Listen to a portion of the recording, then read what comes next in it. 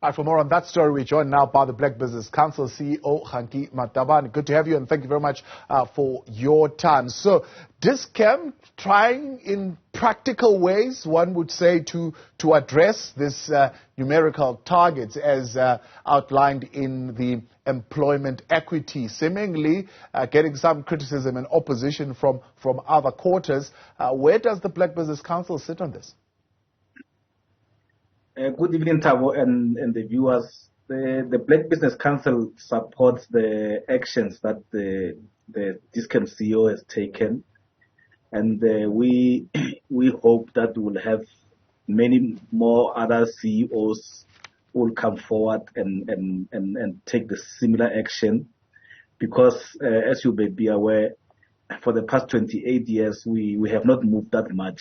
The employment equity report that is released every year by the Department of Labor Employment Equity Commission paints a very, very, very negative results, because almost 70% of CEOs of JSE listed companies are still white males, which then tells you that there has not been much progress. When you look at the hiring and the promotion of people in companies, specifically JSE listed companies, that still happens to white people. So even in the next 10 years, chances you're not going to see any movement and any change. And if we want to grow this economy, we cannot afford the economy being run by less than 10% of the population, while we've got 100% of the population available. So we applaud him, and we think he deserves an award for what he's doing. What is driving this urgent need now to meet the targets? Do you get a sense that the non-compliance penalties are beginning to bite? Now, in our view, the penalties are very, very small. So most of the companies will just budget for them. Because we have pushed during the amendments, we have pushed for the penalties to be 10% of turnover.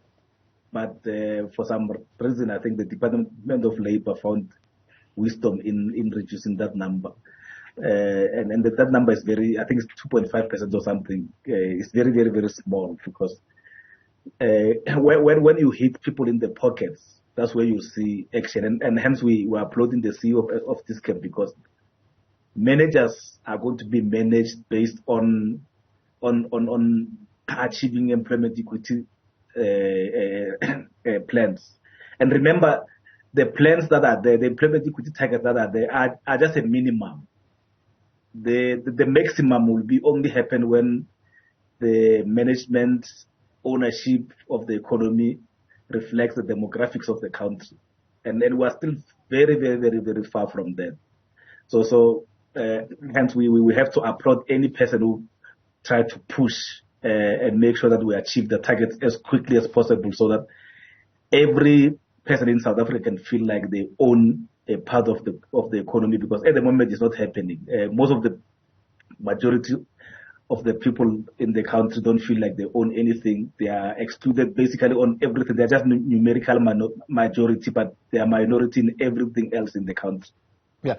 What do you think is behind that particular poor performance in terms of the equity targets? Is it the CEOs that are standing in the way? Is it the managers who are hiring people at the various branches who are standing in the way? Or is there something broader that is sitting within the recruitment policies of the various companies that is an inhibitor from reaching those employment equity targets? From what the Dischem CEO is saying, it looks like the problem is with managers who are hiring people in various divisions. They so basically tend to hire people who look like them. They don't want to embrace diversity by all means. So they keep on hiring their friends and hiring people who look like them, people who think like them. And that is not what we want as a country. We want the country to belong to everyone, including white people. Because if you look at the Employment Equity Act and even the BEE legislation, it is not saying exclude white people, but the managers who are making these hiring decisions on a daily basis. They seem to be excluding black people from participating in the economy. Now, Solidarity views this as a harsh racial stance in a sense, where you are putting an absolute barrier on the hiring of white people, saying this is against the spirit of the Employment Equity Act. Do you see Dischem being able to legally navigate that particular legal challenge? Yeah, we encourage Dischem to stand firm on its decision, because if you read or listen to what the Solidarity is saying, it's basically quoting the legislation to suit themselves. We will advise them to go and read the employment equity report that comes every year. It will show them that the employment equity plans of companies that are developed by companies themselves, they're not developed by the state, are not met. So if those are not met, that means something drastic needs to be done. And what the CEO of Dischem is doing is basically very progressive. He's leading all the other CEOs in the country to say the reason why you are not meeting all these targets is because your managers are gatekeeping. They want to protect the status quo, hence they are not hiring people who don't look like them. So it's important that the CEOs must then look at the practices, not the theories and the policies. They must look at actually what is happening in practice in these companies and take a stand, and then we'll support them. Black Business Council, what's your view in terms of making sure that this doesn't become just one isolated case once in a blue moon, where a company would come up and be serious about hitting those employment equity targets, or at least altering their employment equity profile in a significant way across the board?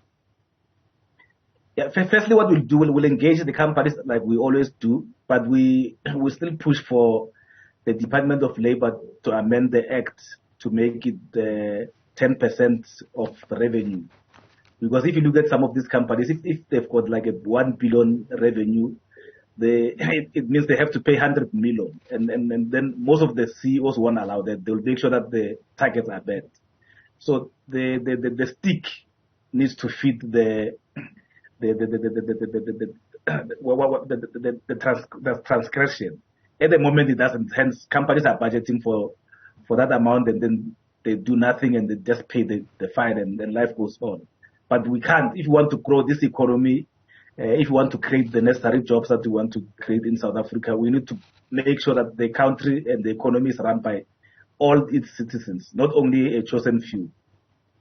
So there are some who are saying these policies or these laws that are being put in place continue to hamper the productivity of companies. So like BEE policies are there, and all they do is really hamper the productivity of companies, because they become almost a stumbling block from companies to maneuver and function in the way that would see them being profitable. How do you counter that?